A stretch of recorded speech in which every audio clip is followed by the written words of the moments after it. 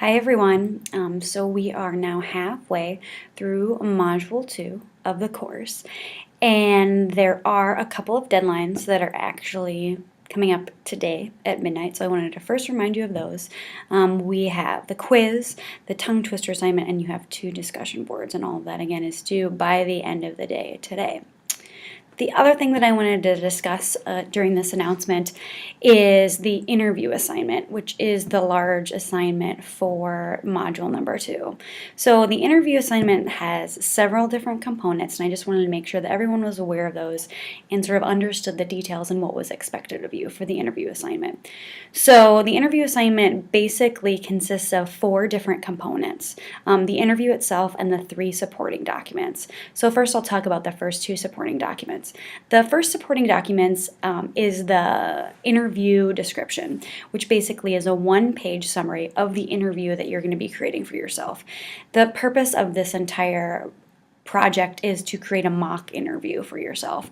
So the summary or the description of your interview includes information such as a description of the job that you are applying for in this mock interview, and that's completely up to you. It can be something that you have made up, it can be something that you have found, it just has to be something that you would ideally want to apply for by the time you've graduated. So a description of the job, a description of the person who you will be interviewing with, and lastly, a description of the company that you're going to be interviewing with. So you don't have to go into a ton of detail, but you should have a 1-page description that includes those 3 things: what the job is, who the company is, and during this mock interview, you need to be thinking about who, if this interview were actually to take place, what person within the organization you would be interviewing with. Is this an HR person? Is this a VP of some sort? Is this your direct boss? Those are all things that you won't necessarily know, but you just have to determine in order to complete this assignment. Okay, so that's the first part. That's the description of the interview.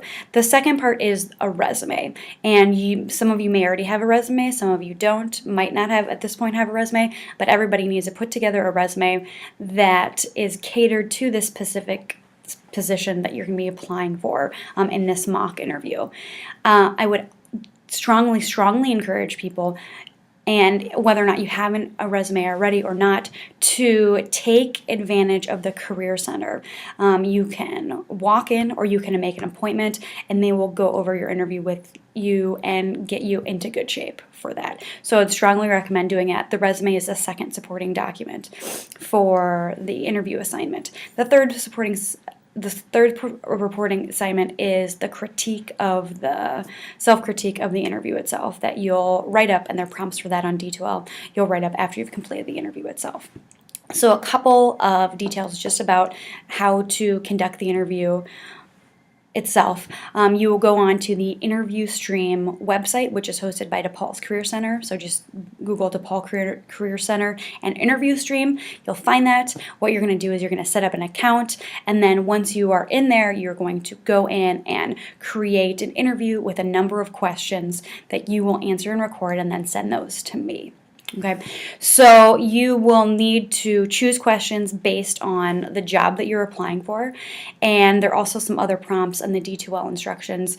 Basically, I want the interview to have a structure, which includes sort of an introduction question and specific questions that I'm looking for. So I want it to be an interview as a whole and not sort of a disjointed sort of thing. So make sure you look at that in a lot of detail before you dive into that.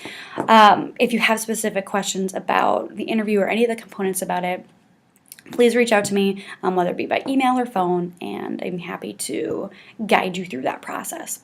The last thing that I wanted to talk about today in my assignment was everyone's identity assignments that I was able to watch over the past week. And I was really impressed with all of these speeches, considering that probably for a lot of you this was the first time doing it. So I'm very impressed with those.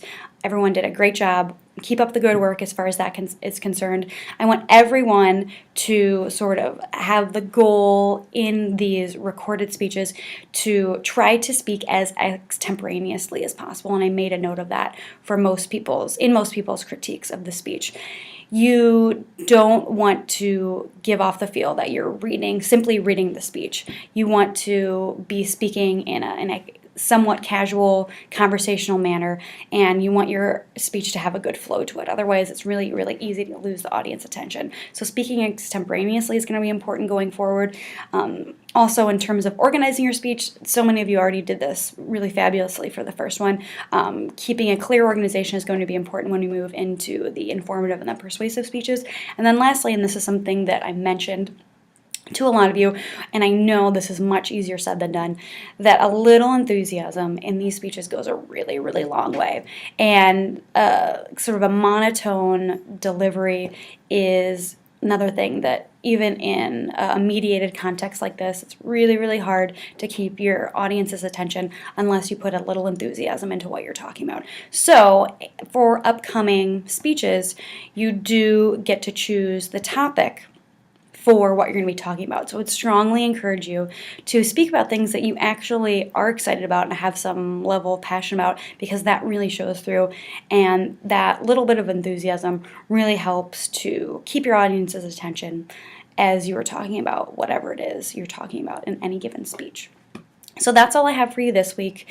Again, if you have questions about anything, especially that interview assignment, I know it can be a little bit confusing, please reach out to me, and I'm happy to guide everyone along if the instructions aren't clear enough. I'm here to answer questions. So you will be hearing from me soon, and I hope everyone has a good week. Thanks.